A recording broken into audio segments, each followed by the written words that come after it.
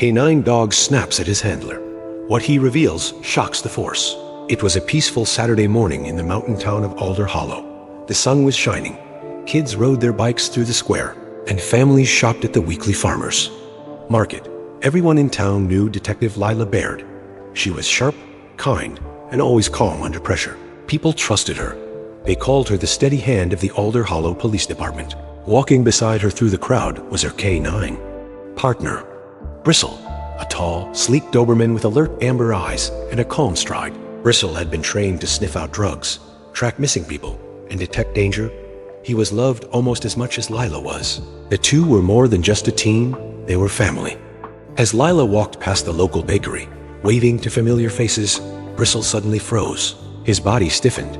His ears shot up. Then he barked. Not once, not twice, again and again. Sharp, loud, angry. People turned to look. Some laughed nervously, thinking maybe Bristle had seen a squirrel. But then Bristle lunged, not to a stranger, not a criminal, at Lila. He snarled and snapped, pulling hard on the leash, his teeth bared. His eyes locked on her like she was the threat. A gasp rippled through the crowd. A mother pulled her child back. A man dropped a carton of eggs. Layla's face twisted in shock as she struggled to hold the leash bristle. "Heel," she shouted. "Stand down." But he didn't listen. It was like he didn't recognize her. Or worse, he did, and didn't trust her. Bristle barked louder, almost like he was warning everyone. Lila stumbled backward, knocking over a fruit stand. Strawberries spilled across the sidewalk. Her badge shimmered in the sun as she fell to one knee. Nearby officers rushed in. "Lila, are you okay?" shouted Officer Raina Cho. I don't know," Lila stammered. Her voice cracked. She looked into Bristle's eyes. He looked wild, but focused, not out of control, just sure of something. Raina reached for Bristle's leash, but he growled. "He's never done this before," Lila whispered, her heart pounding. "Not ever." The crowd backed away, unsure what they were witnessing. Lila tried to calm Bristle with a quiet voice, just like in training, but nothing worked. Later that afternoon, the whole town was talking. At the grocery store, at the diner, on porches and in parked cars. Why did Bristle snap at her? Is something wrong with him? Or with her? Maybe she's hiding something. At the station, Captain Elias Morrow sat Lila down in his office. He was older, with silver hair and a serious face. He had been her mentor since day one. "Take the rest of the day off," he said gently. "Get Bristle checked out, maybe. There's something medical going on." Lila nodded, but her hands were shaking. "Is there anything you want to tell me?" He added, eyeing her carefully. "No," she replied. But even she didn't believe herself. That night, Lila sat alone on her porch. The sun was setting, casting long shadows across the quiet street. Bristle sat beside her, calm now, like nothing had happened. His tail wagged slowly. His eyes were soft again. But Lila couldn't forget that bark, that look, that moment when the dog who had saved her life more than once acted like she was the danger. "What are you trying to tell me?" she whispered, her hand brushing through his fur. She thought back to the past few weeks, the odd headaches, the strange phone calls that hung up when she answered, the file on her desk that had been marked "Do not open" in red ink, and then the message she found earlier that day, folded and left under her windshield wiper. "Are you sure you know who you really are?" The wind picked up. Bristle's ears twitched.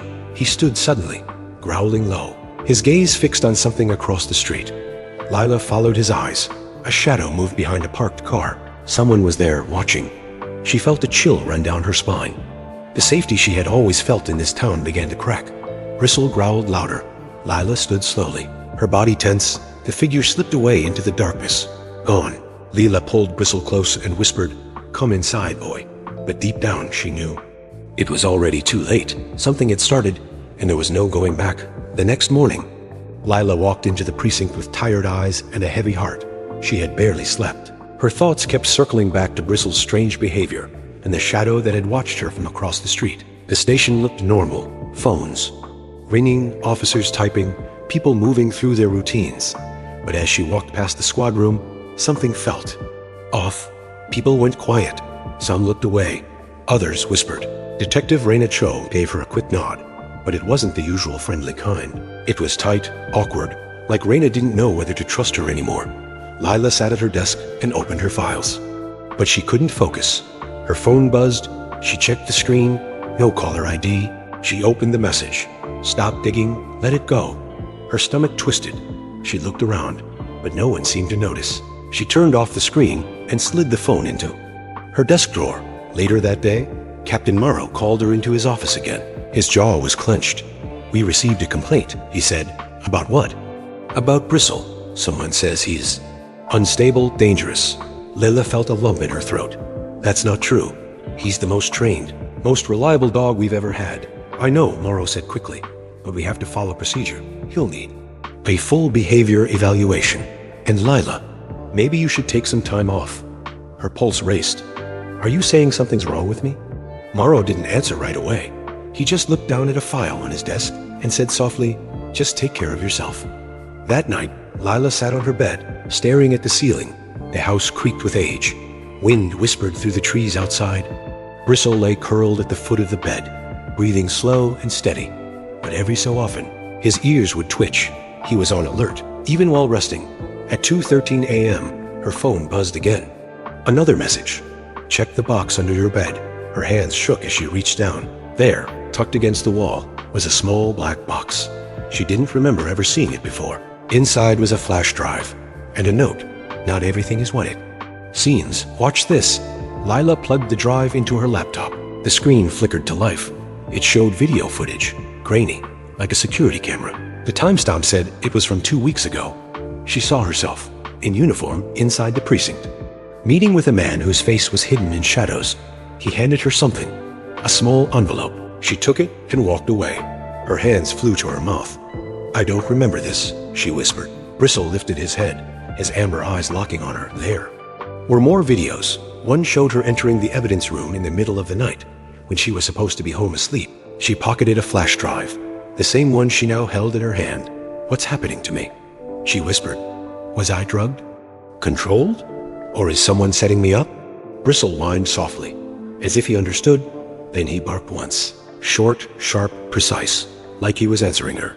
The next day, Lila went to the only person she thought she could trust, Seth Dalton, the precinct's quiet tech specialist. He worked nights and rarely talked to anyone, but Lila remembered he had once helped her recover files from a damaged body cam. She found him outside the station, drinking coffee in his truck. I need help, she told him. I think someone's missing. With my memory, Seth's eyes widened. You saw it, didn't you? Saw what? The truth, he whispered.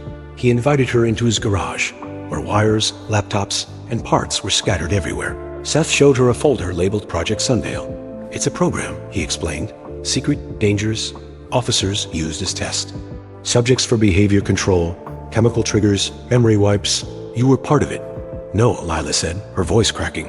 I would have known. They erased it, Seth said. You weren't supposed to remember. He reached into his bag and pulled out a flash. Drive. This has proof you need. A gunshot rang out. Seth jerked. Blood spread across his shirt. No. Lila screamed, diving for cover. Bristle barked wildly. Another shot hit the wall beside her. Seth collapsed, eyes wide open. Lila grabbed the flash drive and yanked Bristle's leash. We have to go, boy, now. They fled into the darkness, hearts pounding. Knowing everything had changed, someone wasn't just hiding the truth. They were killing to protect it. Layla drove for hours, her hands gripping the steering wheel, knuckles white. Bristle sat in the passenger seat, alert and quiet.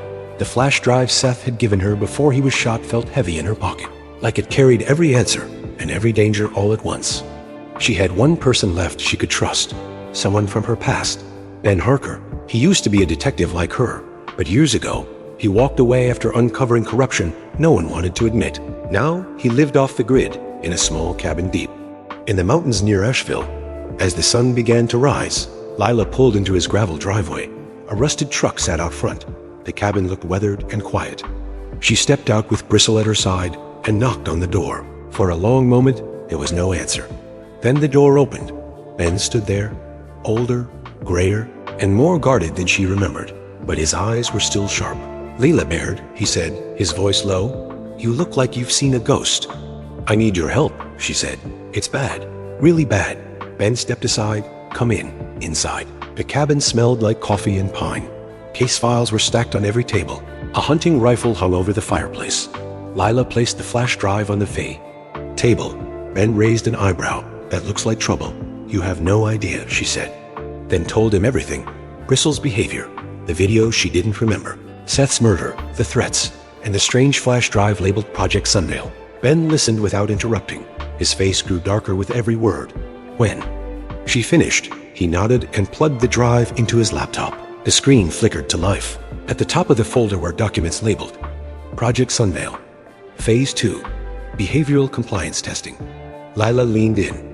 The files were full of government headers, redacted lines, and notes in bold letters. Her name was there, Lila Baird. Subject 14. Active phase. She felt sick.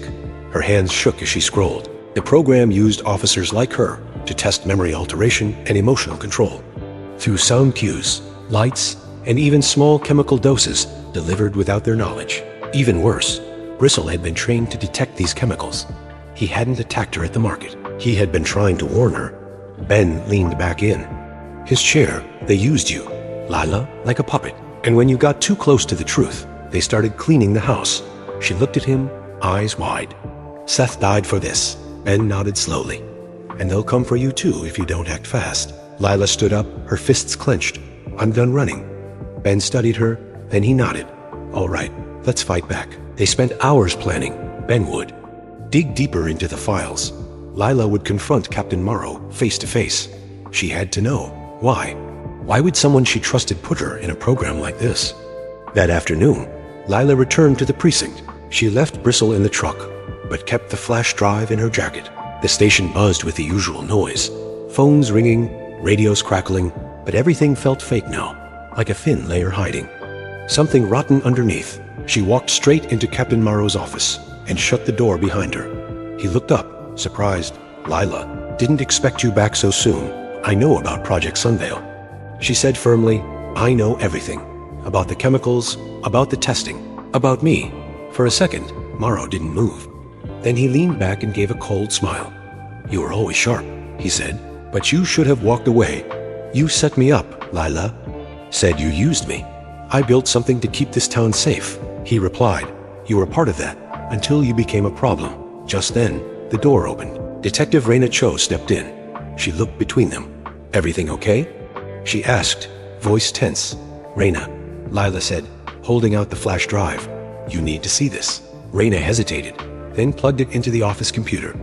The screen is filled with files, names, footage, documents. Raina's face went pale. Oh my God. Morrow stood up. That's classified. Shut it off. Lila stepped between him and the computer. Everyone in this building deserves to know the truth, she said. Officers gathered at the door, whispering, watching, listening. You're done, Morrow, Lila said. He lunged, but Raina raised her voice. Stand down. For the first time in weeks, Lila felt steady. She had the truth, and she wasn't alone anymore.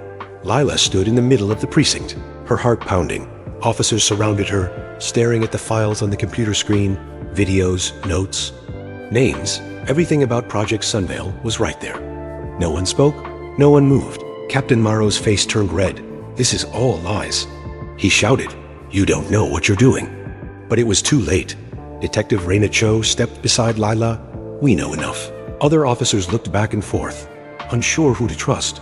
Morrow reached for the keyboard to shut off the screen, but Raina blocked him. Don't, she said firmly. For the first time, Lila saw fear in his eyes. You used us, she said quietly. You used me. And when we got close to the truth, you tried to erase us. Morrow pointed at her. You were a tool, a resource, nothing more. That's when Raina pulled her badge off her belt and slammed it onto the desk. Not anymore. Lila turned to the others in. The room you saw the truth. We've been lied to, controlled. Some of us were turned into test subjects without knowing it. One by one, other officers started stepping forward. Some looked angry, others looked ashamed. Morrow backed away slowly. You're throwing away everything I built, he said. I protected this town. No, Lila replied. Bristle protected this town, and he protected me when no one else would. Morrow tried to walk out, but two officers stopped him. Raina picked up the flash drive. I'm calling the FBI, she said. This is bigger than us now. Outside, the sky was orange with sunset. Lila walked out of the building and opened the truck door. Bristle leapt out, tail wagging, tongue out, eyes bright. She knelt beside him and hugged him tightly. You did it, boy, she whispered. tears running down her cheeks. "You saved me." Bristle licked her face, and for the first time in weeks, Leela felt like she could breathe again. A few minutes later, Ben Harker pulled up in his old truck. He rolled down the window. "How'd it go?" he asked. Lila stood and smiled faintly. "They know now. They all know." Ben gave a slow nod. "Good. That's step one." "What's step two?" she asked. He reached into his glove box and pulled out another folder. "There's more," he said. "Other names, other towns." Project Sunvale wasn't just in Alder Hollow. It was part of something nationwide. Lila took the folder and looked inside. Her smile faded. She saw names she didn't recognize, cities she'd never been to, but next to each name were dates. And some were marked terminated. "They're cleaning the house." Ben said, "Anyone who knows too much, so we keep going," she said. "We bring it all out into the light." He looked at her with a mix of pride and sadness. "That's not going to be easy," Lila nodded. "I don't want easy. I want justice back at home." She packed a small bag. She placed her badge on the mantel and stared at it for a long time. It used to mean everything to her. Now, it felt like a piece of a lie. She picked up Bristle's leash. "Ready for another ride, partner?" Bristle barked once, strong and clear. They drove through the night, heading west toward the next name on Ben's list. The road stretched out before them, long and dark. But Lila didn't feel afraid anymore. She had Bristle, she had the truth, and she had a reason to keep going. As they passed the town limits, she looked into the rearview mirror. Alder Hollow was shrinking behind her, the lights growing smaller and dimmer.